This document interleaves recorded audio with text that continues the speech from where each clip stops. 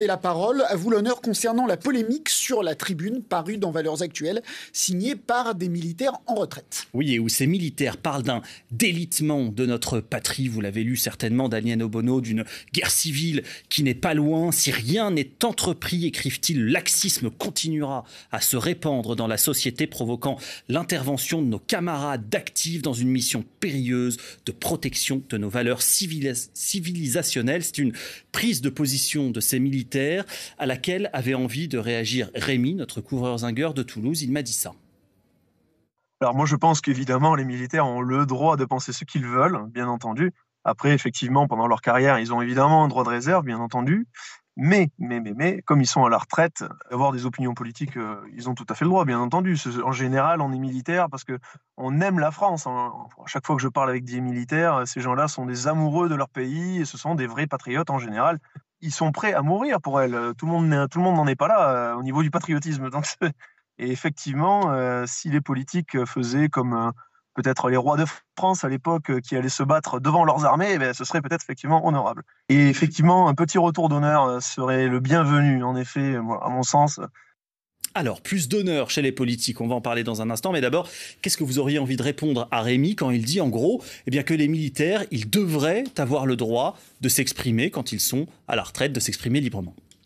Rappeler d'abord que les militaires ont un devoir de réserve et c'est vrai pour un certain nombre de fonctionnaires, mais particulièrement. Et il y a une bonne raison pour cela, parce que le statut de militaire et la fonction de l'armée jouent un rôle extrêmement important, extrêmement précieux pour la République, mais également qui doit pouvoir être encadré et dont l'essence même est d'obéir au commandement politique, au commandement de la République. C'est une armée, en tout cas en France, qui est avant tout au service de la République. Même quand ils sont à la retraite, ce devoir de réserve doit continuer à s'appliquer selon vous. Effectivement, un certain nombre de ces militaires, certains ont d'ailleurs été chassés de l'armée parce qu'ils avaient enfreint ce devoir de réserve. Voilà de quoi on parle. Certains sont des militants affirmés, assumés du Rassemblement national, ont été candidats.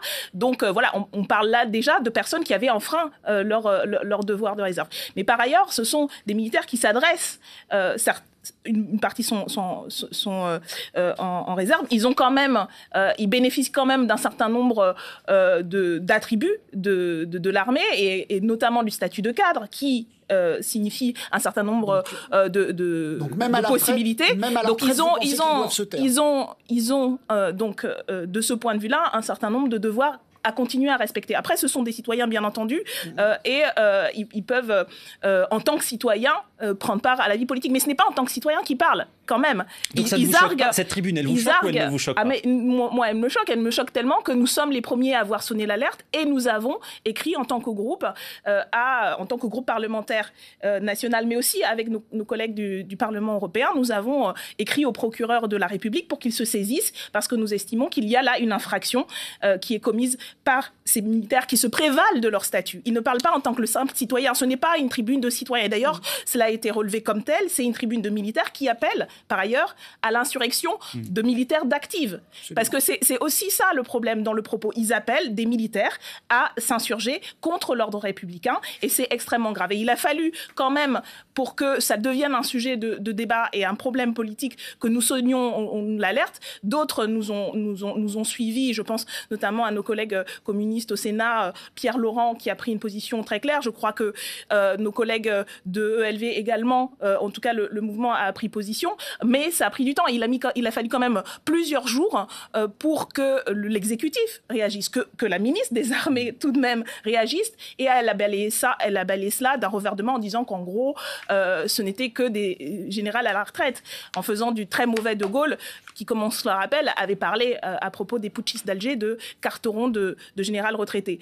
Et on voit bien que ça n'a pas empêché quand même des événements assez graves. D'ailleurs, ces mêmes militaires se réfèrent quand même énormément à cette histoire-là, cette histoire de putsch, cette histoire de coup d'État militaire. Et donc oui, c'est extrêmement grave. Le débat politique et le débat citoyen, il est possible, mais quand on se prévaut du statut de militaire, d'une fonction aussi importante, et qu'on appelle à l'insurrection des militaires en active, là, on franchit une ligne qui, à notre sens, doit être réaffirmée, et donc il doit y avoir des sanctions, et des sanctions sont possibles d'ailleurs, même pour ceux qui sont en réserve, et pour celles et ceux, je le rappelle quand même, parce qu'il y a une pétition qui a été ouverte et qui fait signer aujourd'hui des militaires d'active.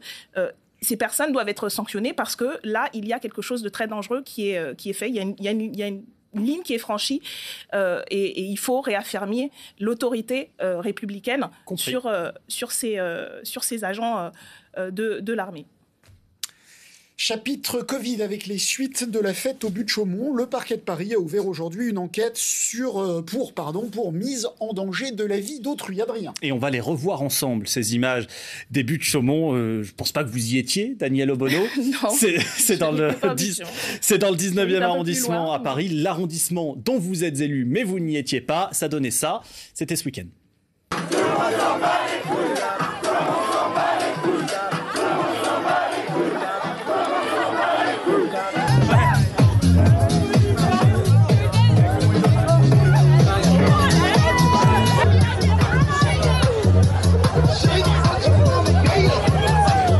Cette poésie scandée au but de Chaumont, cette grosse fête à ciel ouvert et à bouche ouverte aussi, puisqu'il y avait assez peu de masques, sans respect des gestes barrières, un relâchement qui a provoqué d'énormes réactions d'indignation. Mais Virginia, notre coiffeuse niçoise, je vous l'ai présentée. À l'inverse, elle, ces jeunes, elle les encourage. Je leur dis, allez-y et allez-y encore plus fort. Sortez les jeunes, sortez. C'est vous qui allez nous libérer. Je pense que les jeunes, ils sont à bout et que maintenant, il faut simplement les laisser aussi vivre. Et les jeunes ont tout à fait le droit d'avoir des lieux où ils puissent s'exprimer, des lieux où ils puissent s'amuser, des lieux où ils puissent se retrouver. C'est nécessaire à leur santé mentale. Pour moi, la désobéissance, même civile et surtout citoyenne, elle est indispensable. Je suis mais vraiment encartée avec rien, personne. Il n'y a personne qui me commande. Je suis simple citoyenne. Et je veux qu'on entende cette voix et cette détresse. C'est-à-dire que les jeunes, ils n'en peuvent plus. Ils souffrent. Alors évidemment, Virginia, elle vient de le dire, elle est encartée nulle part. Elle parle en son nom propre. Est-ce que vous êtes d'accord avec elle ? Est-ce que ces jeunes qui en ont marre et qui en ont ras-le-bol, vous les encouragez comme elle vient de le faire ? Écoutez, d'abord, je pense que ce n'est pas simplement une question de jeunes. Je crois que la pression psychologique, mentale de cette année, plus d'un an il y avait pas beaucoup de boomers confinement. Là, sur la fête. Je crois qu'aujourd'hui, par exemple, si vous allez dans Paris, dans plusieurs jardins, il y a des familles, il y a des gens qui sortent parce qu'ils ont besoin de respirer mais physiquement. Dans les jardins, ils sortent masqués, voilà, ils sortent en respectant les gestes barrières. Il y a un certain nombre de conditions à respecter, mais je crois que le sentiment un peu de retrouver un goût de liberté, tout le monde peut le comprendre. Après, il faut rappeler effectivement qu'il y a une vigilance à avoir, qu'on n'est pas sorti de l'auberge, comme donc on dit. Vous les condamnez ou pas ? Mais je pense que la question n'est pas de condamnation. Début de Chaumont. La question n'est pas de la condamnation. Je crois qu'il faut essayer de comprendre pourquoi est-ce qu'on en arrive là et de se rappeler quand même que on peut comprendre et condamner ou pas. Et donc, c'est ce que j'exprimais. Je rappelle qu'on est dans un état d'urgence sanitaire, que la vigilance est de mise, qu'il est possible aujourd'hui de sortir, d'aller dans des parcs, y compris d'écouter de la musique, mais il faut respecter les gestes barrières. Donc, je réaffirme cette nécessité de vigilance, mais j'alerte aussi sur le fait que c'est quand même le symptôme de l'ensemble des contradictions qui sont aujourd'hui à l'œuvre, et c'est de la responsabilité du gouvernement d'expliquer, par exemple, qu'on va progressivement sortir de mesures restrictives, alors qu'on est dans un haut plateau encore épidémique, qu'il y a énormément d'injonctions contradictoires. Est-ce que c'était de la mise en danger de la vie d'autrui, ces images au but de Chaumont et l'attitude de ces Écoutez, je pense que la qualification, là, elle devient pénale, et je crois avoir vu que peut-être que le parquet va se saisir ou qu'une enquête va être menée. Bon, on verra ce qu'il en est, mais je crois que véritablement, il faut essayer de comprendre, et je crois que beaucoup comprennent pourquoi est-ce qu'on a envie de cette liberté. La question, c'est pourquoi est-ce qu'on est aujourd'hui dans une situation où, au bout d'un an, on a l'impression d'être de retour à la case départ. Et donc, il y a un côté extrêmement frustrant et lassant là-dessus. Vous avez dit qu'il faut être vigilant, oui. Voilà, mais vous n'avez pas répondu à une question simple. Est-ce que vous condamnez cette démarche de la part des jeunes ? Condamné pour... Enfin, qu'est-ce que ça veut dire condamner ? Moi, je pense que il n'est pas souhaitable que des rassemblements qui peuvent constituer des foyers de contamination puissent avoir lieu en ce moment.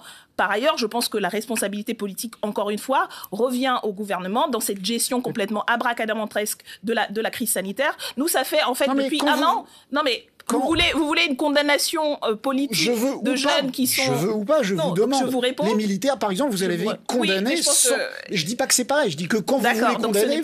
Ce n'est pas la même chose. Je crois que des militaires qui appellent à l'insurrection et au renversement du régime politique, ce n'est pas la même chose que des jeunes. Bien sûr, ce que je veux dire, c'est que c'est un mot qui existe dans votre vocabulaire, donc si vous ne l'employez pas... Il faut l'utiliser à bon escient. Parce que si on condamne tout et on met tout au même niveau, du coup, plus rien n'a de sens. Je veux juste te rappeler... Quand Jean-Luc Mélenchon dit sur les carnavaliers, vous vous rappelez, il y a eu à peu près la même chose à Marseille il y a quelques semaines, il avait dit « Ils ont raison de rire au nez des bonnes consciences qui leur font des reproches ». Est-ce que vous diriez la même chose? Est-ce que ces jeunes-là... Est-ce que Jean-Luc Mélenchon avait raison? Est-ce qu'on peut dire qu'ils ont raison de rire au nez des bonnes consciences qui leur font des reproches? C'est vrai, nous sommes des bonnes consciences qui leur font des reproches. Oui, mais ils peuvent rire au nez, et moi je peux continuer à dire qu'il faut faire attention. Enfin, que voulez-vous? Là, je crois que si on veut avoir un dialogue, et y compris si on veut convaincre en fait les gens, la condamnation morale abstraite ne suffira pas. D'autant que la vérité, c'est que nous tous ici, et je pense que vous aussi, vous ressentez ce besoin-là. Bien sûr. Comment faire en sorte... Mais Julien Bayou, qui n'est pas un dangereux répressif à votre place hier, Julien Bayou disait il faut les condamner de façon la plus sévère possible. Donc, vous voyez qu'on peut avoir des venant à peu près du même endroit politique, avoir des réponses différentes. Mon propos a été très clairement allé dans le sens de la nécessité de maintenir une vigilance et de ne pas appeler les jeunes à aller faire la fête sans masque, faire la fête en nombre trop important, y compris à l'extérieur. Donc, je pense que le propos est clair. Encore une fois, j'aimerais qu'on se pose la question de pourquoi est-ce que ça arrive. Et je crois que beaucoup des personnes, y compris qui ont participé à cet événement, comme il y en a pu avoir d'autres, ne sont pas des complètement irresponsables. C'est simplement qu'aujourd'hui, on est dans une situation où la gestion de la pandémie, je voudrais pas répéter les consignes tout ce qui criait, mais on l'a entendu, tout le monde s'emballe et ce que vous savez, parce que c'est pas non plus un signe de responsabilité énorme. Mais je pense que depuis plus d'un an, la très grande majorité, y compris la jeunesse de ce pays, a fait preuve d'énormément de discipline, d'énormément de responsabilité. Et c'est ça qui a permis, notamment pendant le premier confinement, que le niveau de contamination baisse. Mais au bout d'un moment, à force de faire le yo-yo, à force d'expliquer qu'on fait un confinement, mais pas vraiment un confinement, qu'on est en état d'urgence sanitaire, mais c'est pas une question de faute, c'est une question de... Comment est-ce qu'on fait pour trouver des alternatives au confinement? Comment est-ce qu'on fait pour que progressivement, on puisse retrouver un cadre de vie plus ou moins normalisé en maintenant une vigilance sanitaire? Et cela, il y a des solutions. En fait, en même temps, s'il n'y avait pas de solution, si on pensait que rien n'était possible que la restriction, on pourrait dire, effectivement, on a expliqué aux gens, ils ne le respectent pas, il faut les sanctionner. Mais il y a des alternatives que le gouvernement, jusqu'à présent, refuse d'entendre, refuse d'écouter. Et on le voit par ailleurs dans d'autres pays. Aujourd'hui, la restriction absolue, le confinement hybride ou pas, n'est pas la seule possibilité. On n'est pas en restriction absolue en France aujourd'hui. Hybride ou pas, confinement, hybride ou pas, et y compris un mélange de... On ne sait plus d'ailleurs. On ne sait plus s'il faut être en état de vigilance absolue, et en même temps, on nous annonce que les mesures vont être levées. Donc voilà, je crois que c'est aussi de la responsabilité politique d'avoir un langage clair, d'avoir une stratégie claire, et ce n'est pas le cas aujourd'hui du gouvernement en la matière. Alors concernant justement la sortie de la situation hybride, vous avez raison, que nous vivons. Continuons à parler de Paris, dont vous êtes l'élu. L'adjointe au commerce de la ville, je crois qu'on va voir sa déclaration, a dit que les restaurateurs, voilà, à partir de juillet, les terrasses et les extensions éphémères, donc les terrasses qu'on avait vues après le premier confinement, seront payantes. Ça veut dire que les restaurateurs devront acquitter une taxe à la ville de Paris pour pouvoir ouvrir en terrasse, dit Olivia Polski. Qu'en pensez-vous ? Je ne suis pas sûre que ce soit peut-être la première mesure à mettre en œuvre au moment où certains commencent à envisager peut-être une sortie un peu de la situation assez catastrophique dans laquelle se retrouvent ces restaurateurs et restauratrices. Je m'étais rendue il y a quelques semaines sur les quais de Seine et les quais de l'Ourcq dans ma circonscription, où j'ai rencontré beaucoup de... Sur le canal. Sur le canal. Pour les non-parisiens. Parisiens, et où ils m'ont fait part justement de cette incompréhension, c'est-à-dire qu'en fait, ils ont là aussi des consignes. C'était gratuit jusqu'à présent. Effectivement, mais ne serait-ce qu'ils ne savent même pas ce qu'ils pourront faire, ils seraient en capacité de faire. Quand ils appellent les services de l'État, on leur dit que les services eux-mêmes ne savent pas qu'est-ce qu'ils vont mettre en œuvre. Donc je pense que avant de Non, mais commencer là- à dire qu'on va faire payer une sortie Là, de c'est pas le confinement gouvernement, c'est aux Anne Hidalgo, restaurateurs, on est d'accord. effectivement, je pense que c'est une Pour le coup, communication là, pour le coup vous un peu condamnez. contradictoire. Sur ce Non, coup, on va pas passer notre temps à condamner. Moi, on ne va pas condamner, mais disons que là, en je ne- l'occurrence, je- cette je ne- mesure, vous ne l'approuvez pas. Je n'approuve pas cette mesure. Je pense qu'il faut penser et qu'il était possible et qu'il est encore possible de penser à des modes de protection sanitaire qui permettent la réouverture des commerces. Nous, on le défend depuis le début en disant il faut des alternatives au confinement, il faut mettre en place des roulements, il faut s'assurer que dans les commerces, il y a les capteurs de CO2, il y a des purificateurs d'air comme il peut y avoir dans les écoles, etc., qu'il y a tous les outils de protection sanitaire. Et donc, tout ça doit être mis en œuvre, effectivement, parce que ce soit les restaurateurs, mais dans tout le monde de la culture, dans tous les espaces de société, de services, de divertissement, etc. Voilà, on a des pans entiers de la société et de l'économie qui sont en train de couler et il faut leur offrir des perspectives. Et donc, non, annoncer qu'on va faire payer l'installation sur les espaces extérieurs. C'est pas le bon moment. Non, Alors, je crois que ce n'est même pas la bonne stratégie. C'est pas On va une question continuer de à moment. parler de restauration. Justement, on va se rendre au Touquet, Paris-Plage, dans le Pas-de-Calais, où nous retrouvons Estelle Forget, restauratrice dans cette jolie station balnéaire. Bonsoir Estelle, j'espère que vous allez bien, que vous êtes en forme. Emmanuel Macron commence à dévoiler les contours du déconfinement des restaurants. Ça commencerait le 3 mai, puis ensuite à la mi-mai, puis un petit peu plus tard aussi début juin. Mais on commencerait par les terrasses. Ça semble acquis. Est-ce que déjà vous trouvez que c'est une bonne chose? Est-ce que vous avez une terrasse déjà, vous, dans votre restaurant ou pas? Alors oui, on a une terrasse, mais qui n'est forcément pas très grande, puisqu'elle se trouve sur l'espace public. Mais pour ça, la municipalité a d'ores et déjà prévu une extension de l'espace public, comme ça a été le cas l'année dernière. Donc, c'est un bon point pour nous. Intéressant que vous parliez de la taille des terrasses parce que, en gros, on peut lire que certains restaurateurs, notamment à Paris, qui ont des toutes petites terrasses, disent ah bah oui, mais c'est un cadeau empoisonné cette histoire parce qu'on va pouvoir ouvrir la terrasse, mais avec les restrictions sanitaires, on aura à peine 2 tables qui vont se battre en duel et ça va pas être pratique. Vous concrètement, ça vous amène à combien de tables? On a Vancouver en temps normal avant Covid. Pendant la saison dernière, on est descendu à 10 couverts pour pouvoir espacer d'1 mètre chaque table. Donc, on perd 50% de notre capacité. Est-ce que pour autant, en perdant 50% de cette capacité, vous êtes pressé de rouvrir et vous vous dites « Ok, on a une perspective et ça nous fait du bien ». Oui, on est quand même pressé de pouvoir réouvrir, même pour si peu de revoir le peu de clients possible. Mais bien entendu, ce n'est pas une solution viable.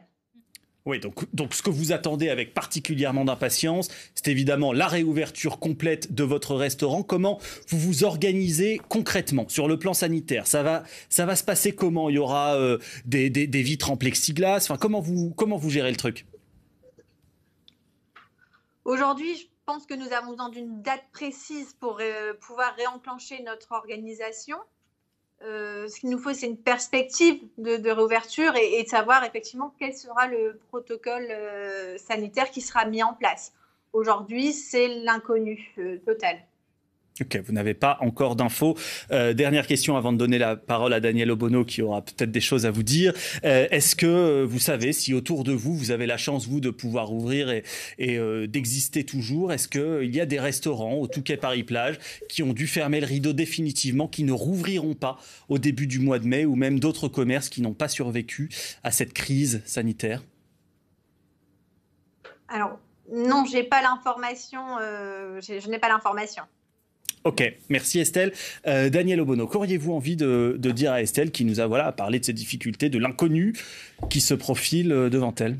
Et moi, c'est ce que j'entends dans ma circonscription à Paris et par ailleurs au-delà, puisqu'on est interpellé au niveau national par énormément de restaurateurs, de petits commerçants aussi sur ces difficultés. Mais c'est vrai dans la restauration, dans le petit commerce, mais je pense par exemple aussi aux associations de quartier qui souhaitent pouvoir organiser pendant l'été enfin des activités socio-culturelles, mais qui ne savent pas justement si elles pourront bénéficier de l'espace extérieur. Donc je crois qu'effectivement, on se demande un peu en fait à quoi a servi le confinement et les périodes de couvre-feu si ce n'était pas à anticiper tout ça, à préparer, à avoir des plans A, B, C, D avec un dialogue avec les acteurs. Mais là, du coup, vous dites quoi? Il aurait fallu attendre un peu plus? Non, je crois qu'il faut... J'espère en tout cas que le gouvernement attend pour des raisons de communication de donner les chiffres et les modalités, mais à préparer tout ça. C'est-à-dire de penser, par exemple, dans l'espace public, en concertation avec les villes, mais un réaménagement de l'espace public. La mise en place, par exemple, le président de la République a reçu des maires, était en réunion avec des maires aujourd'hui. Oui, mais je pense qu'être en réunion avec des maires à quelques semaines de ce qui est annoncé comme une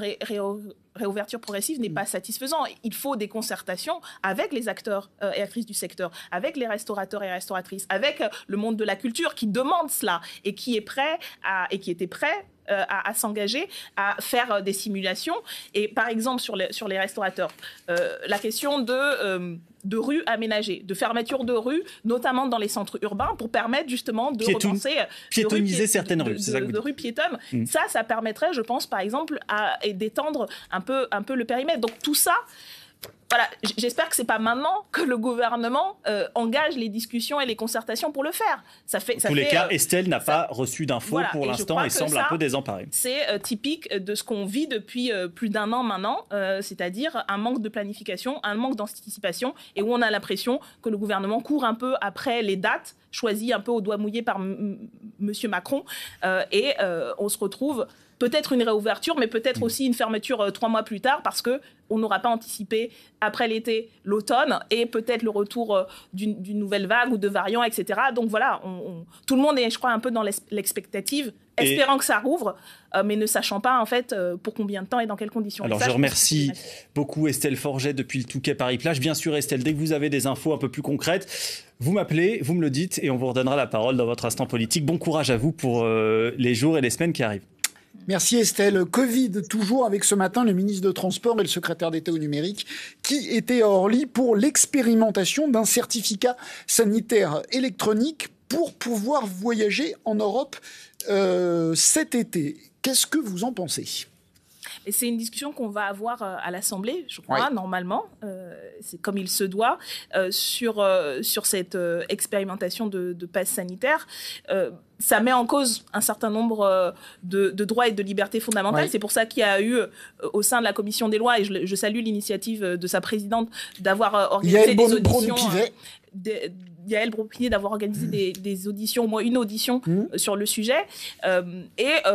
On va voir dans quelles conditions tout cela se met en place pour préserver, pour éviter donc vous dites les inégalités. Vous dites pourquoi pas, on va voir. Voilà, quel est le cadre exact et s'assurer que les droits et les libertés des personnes ne sont pas remis en cause, qu'il n'y ait pas d'inégalité, parce que ce ne soit pas un passeport à la liberté ou au maintien des restrictions. Donc je crois que tout ça va être en débat et j'attends de voir ce qui est présenté par le gouvernement.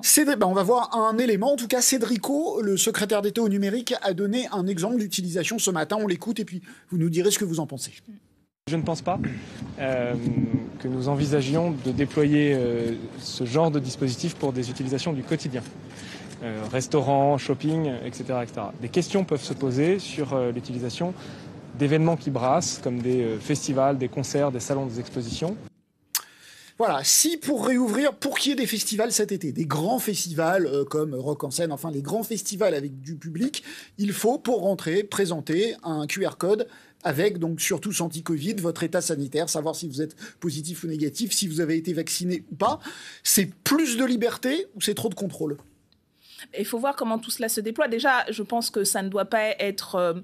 la condition de pouvoir participer à ces événements ne doit pas être d'avoir, par exemple, l'application Tous Anti-Covid ou un téléphone portable. De ce point de vue-là, ce serait restrictif. Parce qu'il y a moyen, et il doit avoir moyen, et on doit trouver les moyens que toute personne, avec ou pas l'application Tous Anti-Covid, avec ou pas un téléphone portable, puisse accéder si les conditions sont réunies, si la personne est vaccinée, si la personne a fait un test, elle peut fournir les pièces. Mais c'est pas un détail. Non, mais je comprends que c'est pas un détail. La volonté de généraliser, par exemple, l'adoption et le téléchargement d'une application qui est très contestée et très contestable, et le fait de vouloir absolument passer par le téléphone portable, même si c'est le prix à payer, empêché. parce que vous disiez aujourd'hui les jeunes, on peut les comprendre, ils ont besoin de bouger, etc. et je suis tout à fait d'accord avec vous. Même si c'est le prix à payer pour qu'il y ait des festivals, pour que les jeunes puissent sortir, pour que les jeunes puissent aller à des concerts dans des lieux où il y a énormément de monde et où on comprend, on est collés les uns contre les autres. Je suis allé à des concerts quand j'étais plus jeune, je sais ce que c'est. J'espère que vous y allez aussi un peu plus vieux. Ah bah j'y vais, j'ai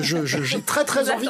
J'ai très envie d'y retourner, mais enfin maintenant je suis plus dans la fosse à sauter. Y compris donc, si ça réouvre, ce ne sera pas dans les conditions de pogo ou de... Si c'est le prix à payer pour qu'on puisse avoir des concerts, est-ce que vous êtes prêt à accepter à ce qu'il faille montrer justement sur son application qu'on est vacciné ou en tout cas qu'on a un test négatif? Je pense qu'il faut trouver les moyens pour que tout le monde puisse, dans les conditions requises, parce qu'il y a toujours des conditions d'entrée d'ailleurs dans les festivals, c'est pas vrai que tout le monde fait déjà payer le prix. Oui.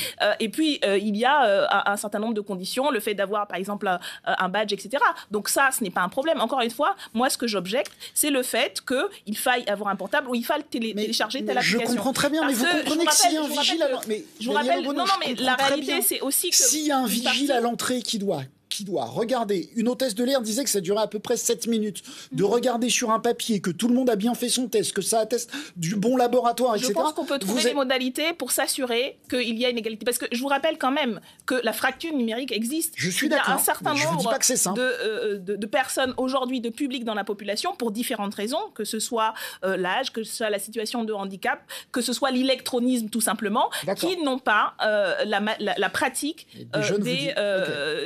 des numériques, qui n'ont pas d'accès numérique. Et donc, je crois que ça, c'est un principe compris constitutionnel qui doit être garanti, et je crois que c'est ce dont on discutera à l'Assemblée nationale et en commission des lois, de s'assurer qu'il n'y a pas de discrimination en fonction de là où on habite et de sa condition sociale. Et à ces conditions, on peut envisager, comme ça se fait dans d'autres pays, il faut aussi voir ce qui se fait. Il y a des tests qui sont faits. Après, c'est sur la base d'une autre stratégie. Je pense à la Nouvelle-Zélande qui avait une stratégie zéro Covid et qui a pu, dans un certain nombre de conditions. Extrêmement restrictif. Voilà, mais on voit aussi ces résultats, on peut se poser des questions. Donc on verra quelles sont les conditions. Encore une fois, pour nous, il faut assurer des garanties de protection sanitaire et de protection des droits et libertés. Parce que, de notre point de vue, l'un ne doit pas se faire au détriment de l'autre. Si c'est possible. La bonne nouvelle du jour vient de la bouche d'Olivier Véran. Pas de variant indien sur le territoire à ce stade, a dit le ministre de la Santé. Et pour préserver ce sanctuaire qu'est la France, en tout cas pour le variant indien, se pose, Adrien, la question des voyages. Oui, et notamment face aux variants brésilien dont on a entendu parler ces dernières semaines. Évidemment, la situation est critique et hors de contrôle là-bas, au point que l'exécutif a suspendu les vols, vous le savez, entre le Brésil et la France. Mais faut-il aller encore plus loin que ça, protéger davantage nos frontières, quitte à les fermer et même à les fermer à nos voisins européens? C'est la question que j'ai posée à Rémi Monrouziès de Toulouse, notre couvreur zingueur, qui m'a dit ça. Oui, moi je suis pour effectivement avoir un contrôle un peu plus drastique pour ce qui est des douanes, hein, donc frontières, ce sera frontières aériennes ou terrestres, hein, parce que les pays européens aussi de toute façon, mais je vois par exemple le cas de l'Australie, le cas de la Nouvelle-Zélande, les pays d'Océanie un petit peu, eux font ça depuis le début, voire même n'acceptent personne, ils acceptent personne je crois, et au final ils sont pas du tout confinés, il y a quasiment aucun cas de Covid chez eux, donc oui. Effectivement, il faut se protéger de l'extérieur. Ça, je l'ai toujours pensé, effectivement. Alors, il était patriote tout à l'heure. Rémi, il est protectionniste. Là, on vient de l'entendre. Est-ce que vous êtes d'accord avec lui? Est-ce qu'après tout, plus de fermeté, ça permettrait peut-être de rouvrir plus vite, dans de meilleures conditions chez nous, ou pas? Non, je pense que la discussion est mal posée. D'abord, moi, j'évoquais le cas de la... Non, c'est pas de votre fait. C'est comme ça que c'est posé en ces termes. Mais moi, je pense que ça ne se pose pas en ces termes. Il était question de la Nouvelle-Zélande. Et moi, je l'évoquais en pointant qu'ils ont eu une stratégie zéro Covid. Ce sont des îles. C'est lié à une stratégie globale. Donc, quelle est la stratégie globale? On ne peut pas faire à moitié une stratégie zéro Covid. Dans le cadre de notre stratégie se pose une question. Et donc, dans le cadre de cette stratégie, je pense que la question du contrôle aux frontières est nécessaire et il doit avoir un contrôle aux frontières. D'ailleurs, on l'a vu au cours des dernières semaines. À un moment donné, le gouvernement nous disait « Ah, c'est pas possible, on laisse faire les entrées venant du Brésil alors que c'était possible et ça a été possible. » Et donc, oui, il faut assurer un contrôle. Vous êtes d'accord avec le gouvernement? Un contrôle aux frontières. Il faut déjà l'assurer. Excusez-moi, il faut déjà l'assurer. Moi, au tout début en fait, de l'épidémie, je m'étais rendue à Roissy au moment où le trafic était complètement à plat, pour voir justement quels étaient les dispositifs mis en place, qu'est-ce qui était anticipé au moment d'une reprise probable. Il n'y avait quasiment rien de prêt.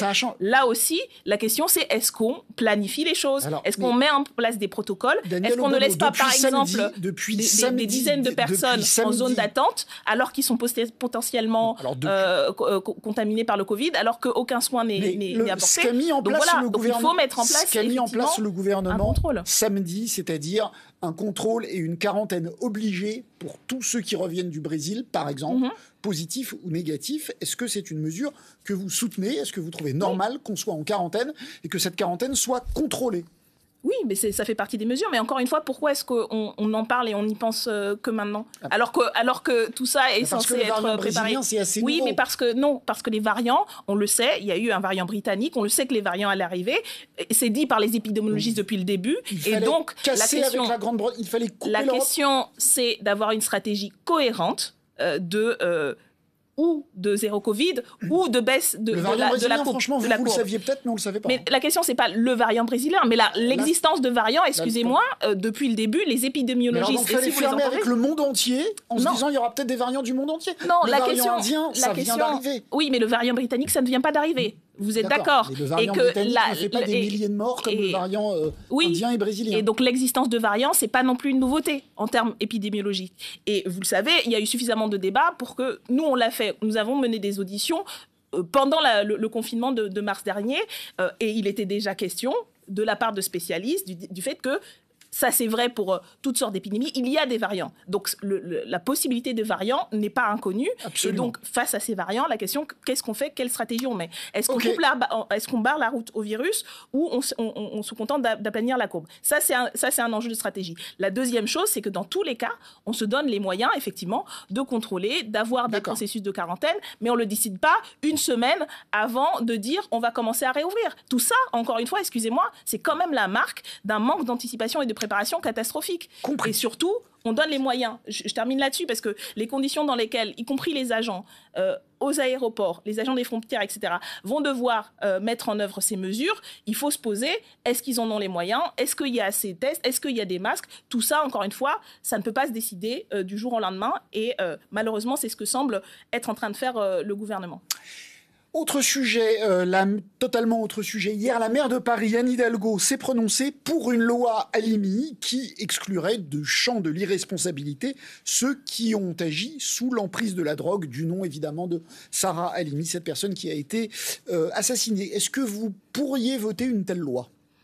Non, l'état actuel de ma réflexion et notre réflexion collective au sein de la France insoumise, nous ne sommes pas favorables au changement de la législation sur ce sujet. C'est d'ailleurs la conclusion de la mission d'information menée par plusieurs juristes éminents, présidents des commissions des lois à l'Assemblée et au Sénat, qui sont de divers bords politiques. C'est la conclusion de beaucoup de juristes. Et c'est vrai que c'est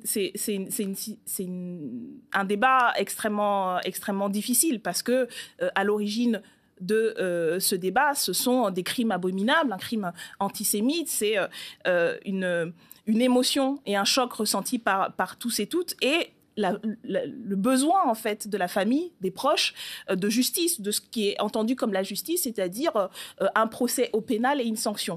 Et je crois que ce débat-là, il est tout à fait légitime. Par contre, je ne suis pas convaincue, d'ailleurs, que ce que le gouvernement prévoit de nous présenter répondent véritablement à cette demande-là. Et surtout, je crois que ce qui est en cause, c'est vraiment un principe fondamental du droit et de comment est-ce qu'on considère... qu'on ne juge pas les malades. Et ça, absolument, personne ne le conteste. Quand on organise son irresponsabilité, si je puis dire, parce qu'on a pris de la drogue, est-ce qu'on est toujours irresponsable? C'est ça le débat. Oui, mais ce n'est pas le cas dans ces affaires-là ou dans toutes les affaires qui ont été... Non, justement. Là, il a été jugé irresponsable parce qu'il était sous l'emprise de bouffées délirantes sous l'emprise de cannabis. Non, Monsieur Branchaille. Je pense que c'est vraiment important de dire clairement il y a eu trop d'interprétations fausses et de diffusion de fausses informations. Ce n'est pas parce qu'il avait pris du cannabis qu'il a été jugé irresponsable. C'est parce qu'il avait des bouffées délirantes. Il avait un trouble psychotique dont des bouffées délirantes consécutives à une prise massive de cannabis. Non, parce que, y compris, les taux de THC dans son organisme étaient très faibles au moment où il a commis ce crime. Donc, la prise de stupéfiants est un élément, parmi d'autres, qui a précipité l'expression de ce trouble-là. Et je pense que c'est vraiment important. Repartons du texte. Vous avez suivi ce dossier-là. Toutes celles et ceux qui ont suivi ce dossier-là le disent et le redisent. Ce n'est pas la prise de stupéfiants qui est la cause du jugement d'irresponsabilité. C'est vrai dans ce cas-là. C'est vrai dans le cas de M. Traoré. C'est vrai dans le cas de M. Gambé, en 2015, qui a commis un crime similaire, un crime raciste, islamophobe, sous l'emprise d'une bouffée délirante. Et il a aussi été jugé irresponsable, alors qu'il avait non seulement pris des stupéfiants, mais aussi pris de l'alcool. Mais et ce n'est les pas juges ont suivi la loi, on est d'accord. Ce n'est pas juste la loi, la jurisprudence. La question est de savoir s'il faut la modifier. Mais la question, c'est pourquoi est-ce qu'on la modifierait? Pourquoi est-ce qu'on remettrait en cause ce principe fondamental qui date de... Personne ne veut remettre en cause ce principe fondamental. Mais si, il est remis en cause parce qu'aujourd'hui, ce qui est pointé, et je crois qu'avec quand même une certaine... moi, je suis quand même atterrée d'entendre, encore une fois, le gouvernement, les membres du gouvernement l'ont dit. On dit que c'est la prise de stupéfiants qui a conduit à l'irresponsabilité, alors qu'ils savent que ce n'est pas vrai. C'est un manque pour le coup, de responsabilité politique. Il n'y a pas de vide juridique pour vous? Pour moi, comme l'a dit Éric Dupond-Moretti, comme l'a dit la mission diligentée pas par la France Insoumise, par le gouvernement lui-même, comme le disent aujourd'hui toute la jurisprudence, la question de la prise de stupéfiants n'est pas en cause dans le jugement. C'est la question de l'absence de discernement qui est causée par énormément de facteurs. C'est parce que j'ai entendu. J'ai lu beaucoup de choses différentes. Oui, mais moi aussi, j'ai lu beaucoup de choses. Et je crois que sur cette affaire, il est important peut-être de lire, de comprendre et de débattre. On peut débattre de la question du trouble mental et des conséquences. Mais je crois que dans cette affaire, il y a... pour partie, une forme d'instrumentalisation que je trouve assez indigne, parce que c'est mise au service d'un discours sécuritaire. Je pense que quand le gouvernement, quand le garde des Sceaux, qui a été avocat, qui connaît le droit, qui connaît exactement l'interprétation de la Cour de cassation, et qui dit, et qui reprend des termes en faisant un amalgame entre la prise de stupéfiants et l'irresponsabilité pénale, il sait de quoi il parle. Et il sait qu'il ment. Et je trouve que ça, c'est grave. La colère et l'émotion de la famille, elle est tout à fait compréhensible et je pense que tout le monde le partage. Ce qui est en cause là, c'est une remise... je crois qu'il y a une instrumentalisation qui sert le dessein politique Éric de la majorité. Est un menteur. Il diffuse des interprétations qui sont absolument contestables et il le sait. Et je crois qu'il a eu ces propos-là, le porte-parole du gouvernement a eu ces propos-là et ça sert l'objectif de mener une politique dite sécuritaire, la volonté de dire qu'on fait quelque chose alors qu'il le sait que ce qui est en cause, encore une fois, ce n'est pas ce qu'il pointe. Donc je pense qu'il faut faire preuve de plus de retenue. On peut faire preuve d'empathie et de sympathie et de compréhension avec de la retenue et le respect de l'état de droit. Et d'éviter, justement, je finis là-dessus, parce que la question de la psychiatrie, des troubles mentaux, de la délinquance des malades mentaux, c'est une question extrêmement délicate, extrêmement grave. L'affaire Romain Dupuis vient encore de le rappeler, puisque, vous le savez, il y a des demandes en attente pour que cette personne soit libérée. La personne qui avait commis sous l'effet d'une bouffée délirante, un double crime absolument atroce, une aide-soignante et une infirmière, et qui a été mis en centre médical. C'est dans ces conditions-là, d'ailleurs, que le meurtrier de Mme Halimi se retrouve. Ce ne sont pas des personnes qui sont libres, ce ne sont pas des personnes qui sont libérées, qui ne le seront certainement jamais, et qui posent un certain nombre de questions à la psychiatrie et au droit. Donc, une rue Sarah Halimi à Paris, ça vous paraît souhaitable ? Une rue Sarah Halimi à Paris, ça vous paraît souhaitable ?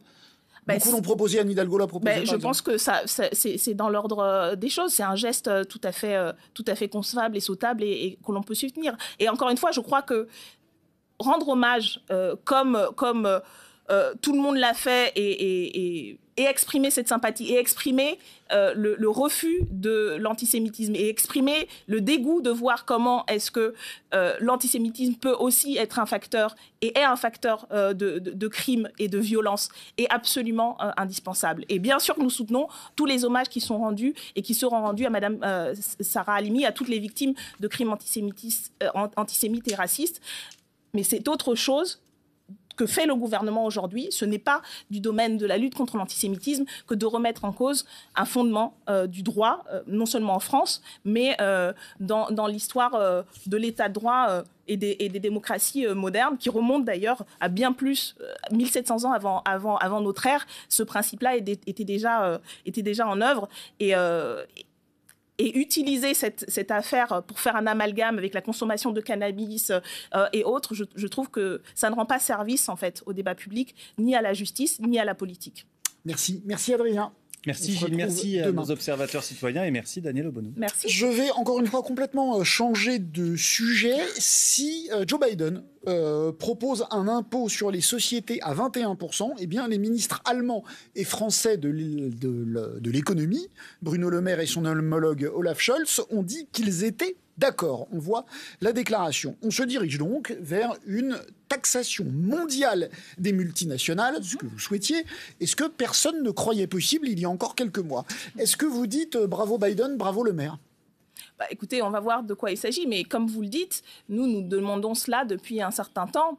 Aujourd'hui même, une note de l'Observatoire des multinationales, une organisation non gouvernementale qui travaille sur ces sujets, a montré que les multinationales du CAC 40 vont octroyer plus de 51 milliards d'euros de dividendes à leurs actionnaires sur de l'argent public. Et donc, ça montre que les ressources financières existent au niveau des multinationales et quand elles n'existent pas, elles sont prises sur l'argent public qui a été donné pour les taxer. Est-ce que c'est bien ou pas ? Et donc la taxation, elle est nécessaire. Nous le proposions encore une fois depuis plusieurs mois, comme les ONG. Nous allons discuter à l'Assemblée nationale jeudi prochain d'une proposition de loi défendue par ma collègue Mathilde Panot sur la taxation de ce que nous appelons les profiteurs de crise. Donc, comme quoi, finalement, ce qui paraissait impossible, ce que M. Le Maire avait rejeté d'un revers de main, que nous défendions à l'époque et aujourd'hui rendu possible. Sur la taxation des GAFA, il a plutôt été... Non, il a plutôt mis du temps et en plus, ce n'est pas exactement le même processus. Est-ce que vous avez le sentiment qu'avec Joe Biden, quelque chose est en train de changer dans le monde sur un nouveau paradigme moins libéral qui pourrait être, d'une certaine manière, non pas un modèle, mais peut-être une inspiration pour toutes les gauches européennes ? Je pense que assez rapidement, s'il vous plaît. C'est peut-être un peu rapide de le dire, on est à peine à 100 jours, mais les signaux montrent qu'il y a une prise de conscience au niveau de cette nouvelle administration de la nécessité de peut-être revoir une partie du paradigme. Par exemple, le fait d'augmenter les impôts des plus riches pour pouvoir financer la relance. Par exemple, le fait d'envisager des plans de relance d'infrastructures, de reconstruction des infrastructures. Je crois que ça s'inspire en partie de ce qu'avait porté aussi Bernie Sanders et que la poussée de ces revendications-là lors de l'élection au niveau démocrate et au niveau national. Je pense qu'il y a un effet Sanders sur l'effet Biden et je crois que ça devrait faire réfléchir les dirigeants français et européens qui restent dans un dogme ultra néolibéral. Merci. Je crois que ce qui va arriver aux États-Unis sera intéressant à observer de ce point de vue. Merci Daniel Obono. C'est l'heure de la confrontation, en tout cas du débat dans cette émission. Alors sur un sujet qui, encore une fois, n'a rien à voir, encore un grand écart, mais un sujet qui clive, qui divise, c'est la chasse. À la France Insoumise, vous avez voté ou présenté de nombreux textes pour vous opposer à la chasse. Pour en débattre avec vous, le président de la Fédération nationale des chasseurs. Bonsoir Willy Schraen, on dit Schraen, c'est ça ? Schraen, avec quels arguments comptez-vous convaincre la députée de Paris qui est en face de vous qu'elle se trompe ? Vous pouvez vous adresser à elle. Alors, je ne savais pas que je devais la convaincre. Je pensais que c'était plutôt elle qui allait me convaincre, effectivement, que je me trompais. Mais non, écoutez, je pense que la chasse, c'est quelque chose de très important dans notre pays. On est sur des valeurs très importantes, d'abord liées à l'environnement, quoi qu'on en dise. L'impact de la chasse est important et les chasseurs font un travail très important sur les territoires, qu'on chiffre d'ailleurs très bien à 3 milliards d'euros écosystémiques. Donc, on a un vrai impact, effectivement, en dehors de l'acte de chasse. Donc, on est des gens qui connaissons bien fonctionner ces territoires. Après, on est sur quelque chose d'extrêmement populaire populaire qui est fortement liée, je dirais, à la Révolution française, puisque cette fameuse nuit du 4 août 1789, c'était quelque chose que le peuple demandait effectivement depuis longtemps. Et c'est pour cette raison d'ailleurs que la France compte autant de chasseurs, c'est quelque chose qui est vraiment lié à cette histoire. Voilà. Et la pratique de la chasse, c'est quelque chose d'extrêmement répandu, qui reprend une grande partie des activités rurales, on le sait, pas la seule bien évidemment, et qui porte effectivement en elle, je dirais, toutes ces différences qui sont gommées entre les classes sociales. Il y a des gens qui peuvent être très populaires, d'autres beaucoup moins, qui se retrouvent autour d'une même passion.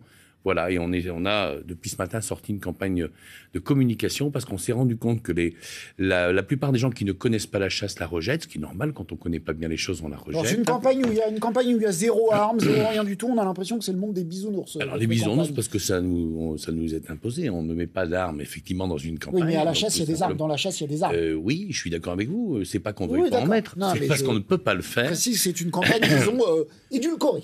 C'est une campagne qui correspond effectivement aux critères médiatiques et nous sommes bien obligés d'appliquer les critères. C'est des choix politiques de considérer qu'on ne fait pas la promotion d'armes à feu dans de la pusillanimité. C'est pas juste un critère. Oui, non, mais bien entendu. Mais après que vous le respectiez, vous êtes dans les clous et c'est très bien, tant mieux. La référence à la nuit du 4 août, la révolutionnaire, ça vous parle ou... Ah oui, ça me parle. Peut-être pas en matière de chasse, pour le coup, mais ça me parle et j'entends très bien l'argument de la tradition et de l'histoire et du sens que a la chasse pour les personnes qui y participent. Moi, j'y suis opposée par... un aspect en particulier, il y en a beaucoup d'autres sur la question de la souffrance animale et de ce que ça signifie comme acte, l'acte de la chasse, l'acte de tuer un animal, non pas...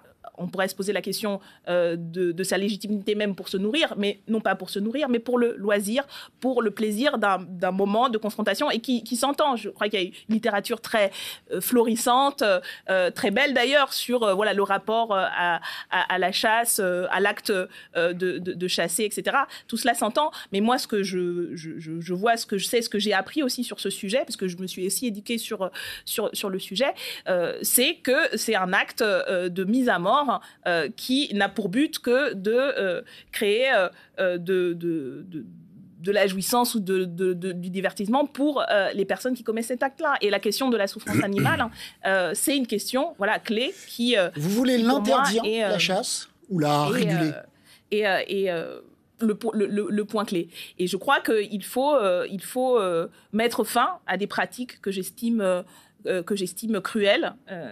Et donc, c'est le cas notamment pour la chasse à courre. J'ai co-signé la proposition de loi de mon collègue Bastien Lachaud sur l'interdiction de la chasse à courre, ce type de pratique. Et je pense que oui, à terme, il faut... Et vous voulez interdire la chasse le dimanche, les jours fériés et pendant les vacances scolaires, ce type de pratique. Je crois qu'il faut aussi rappeler que cette pratique de la chasse a aussi pour conséquence, pas tout le temps, heureusement, et pas majoritairement, mais des incidents, des personnes qui sont mortes suite qui prennent une balle perdue, comme on dit. Voilà, à des accidents de chasse.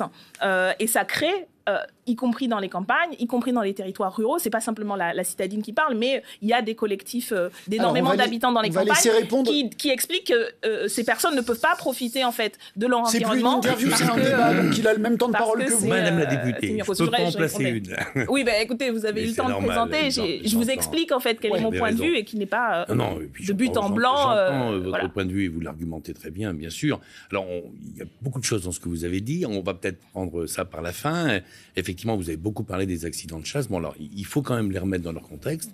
Voilà, je dirais, l'être humain connaît des risques dans beaucoup de choses. Un accident de chasse, c'est toujours un accident de trop, surtout quand il y a un mort. C'est quand même quelque chose d'extrêmement grave, on est tout à fait d'accord. Vous savez combien de personnes non-chasseurs peuvent perdre la vie par un chasseur tous les ans en France ? Combien de personnes qui ne sont pas chasseurs, vous parlez de cette crainte et de cette peur sur les territoires. Combien il y a d'accidents mortels de gens qui ne sont pas chasseurs tous les ans en France ? C'est pas une interro, c'est pas votre élève. Dans le cadre de la chasse. Je vais vous aider, il y en a qu'un. En moyenne, c'est une personne, c'est une de trop, je vous l'accorde. Donc, quand on dit effectivement qu'il y a des craintes, quand on est dans cette psychose, que je sais, votre parti a beaucoup travaillé là-dessus, à dire aux gens c'est dangereux, c'est risqué. Il faut juste remettre ça dans le contexte. Vous avez quand même 20 fois plus de chances de mourir d'une piqûre de frelon asiatique. Ah oui, mais on a plein de chances de mourir de plein de raisons différentes. Tout à fait. Mais si on pouvait éviter de mourir en allant se balader dans la forêt avec sa famille, Alors, deuxième chose, effectivement, là-dessus. Ou ce genre d'accident, Non, je pense que c'est Oui, mieux. alors après, Et il y a c'est pas une autre la chose France à laquelle insoumise. vous allez être. Ce n'est pas la France insoumise. Ce sont des ruraux. Ce sont des habitants de ces territoires-là Non, aussi. pas du tout. Pas du tout. Bien Quand sûr les que gens si. sont informés. Bien sûr que si. Il y a des collectifs qui existent et ce n'est pas nous qui l'avons Il y a des collectifs dans tout. Il y a des collectifs contre vous aussi, d'ailleurs. Et c'est pas pour ça qu'on vous retire de la politique. Willy Schreck, je voudrais savoir ce que vous répondez sur la souffrance animale. Quand Daniel Obono vous dit « Moi, je m'étonne » ou « Je ne comprends pas très bien », vous me corrigez si je vous interprète mal, je ne comprends pas très bien qu'on puisse prendre du plaisir à tuer des animaux, à supprimer des vies animales. Alors c'est parce que, qu'est-ce que évidemment, vous répondez à ça? Madame la députée, sur ça d'un contexte général, la chasse, la quête, effectivement, la prédation, ce qui est naturel pour l'espèce humaine et qui a fait justement l'élévation de cette espèce humaine depuis toujours, c'est quelque chose de naturel. Alors à une époque, on le faisait pour manger. Aujourd'hui, le fait, effectivement, de manger l'animal, c'est la finalité d'un acte de chasse, mais c'est pas obligatoire, vous l'avez bien dit, on le comprend tout à fait, bien évidemment. On reste effectivement parfaitement en symbiose avec la nature qui nous entoure. Aujourd'hui, le prédateur et le prédaté, c'est ce qui fait fonctionner, effectivement, tous les écosystèmes. Mais l'homme a régulé la nature, il n'a pas toujours respecté les lois de la nature comme ça. La civilisation, c'est aussi la réguler.